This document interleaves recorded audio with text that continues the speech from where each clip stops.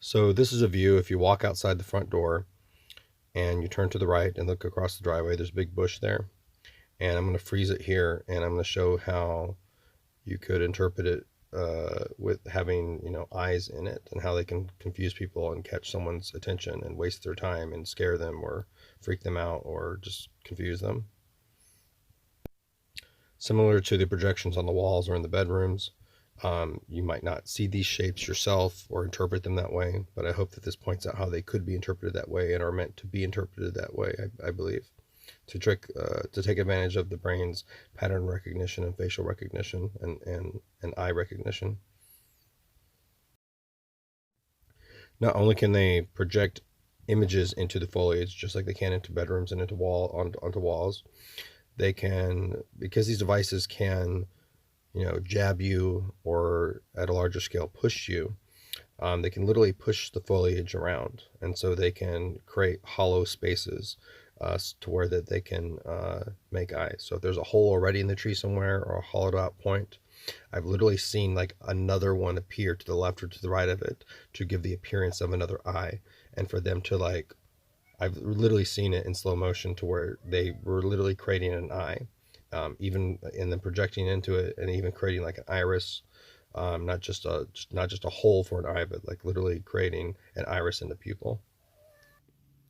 So this is a view from the other angle. So if you walked outside the house and then turned to your left, the street quickly dead ends into another street. And that's the stop sign that you see here in the bottom towards the right a little bit. That keeps morphing, that little red blip that keeps changing. And all this twack in between, I saw that with my eyes unaided. That little yellow or white house that's up there on the hill, it looked like it was like a rapidly changing, strobing, colorful light. This twack also acts as camouflage. So it is impossible to get pictures of these drones because in the daylight it beams like this, like reflective or it's almost invisible type of light into the eyes and into the camera. So I'm trying to make the most rational conclusion, most rational conclusion. I think it was primarily meant for hostage situations, where you can, make it harder to find other victims, make it harder for the perpetrator, the terrorist or the gunman, to to to know what the fuck's going on. You can make it look like there's like an army of like 1,000 people coming in there. So this is a shot above the roof of the neighbor next door. There's the roof. It's really hard to see. As you can see, it's obscured by the twack, not just low light conditions, and it's not just camera noise. But there it is again. But this is why it's impossible to get footage of the drones, especially at night, because if you turn your flash on, all this twack that you see reflects back at you. It's like turning your bright lights on in the car when it's really foggy. It just reflects back at you. That's why they have fog lights that are lower to get below the fog. But it's the same type of concept. So literally, drones could be flying all above you, and you literally wouldn't be able to see them at all. Or what they do is they put images of drones in the air where there aren't drones.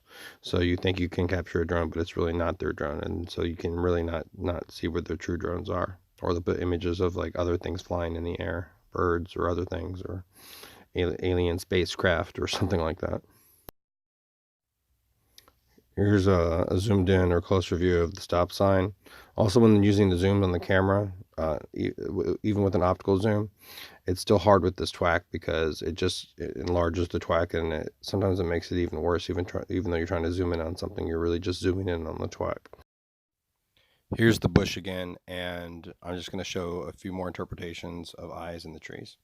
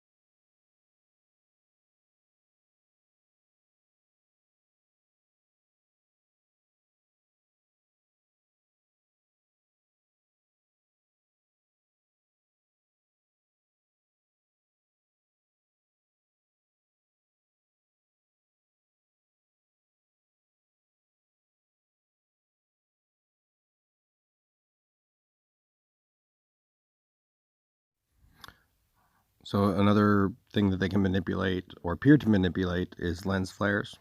I'm not saying that they're manipulating this one. This is probably a lens flare that's square, and it's probably unique either to the type of street light that it is or the Samsung camera that I have.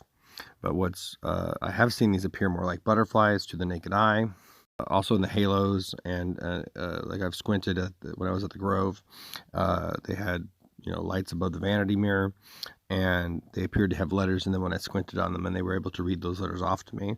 Now, they could have been projecting those into my eyes or just suggesting something that could have been interpreted that way. I'm not really sure, but that's another thing that they really like to sort of micro hyper focus on.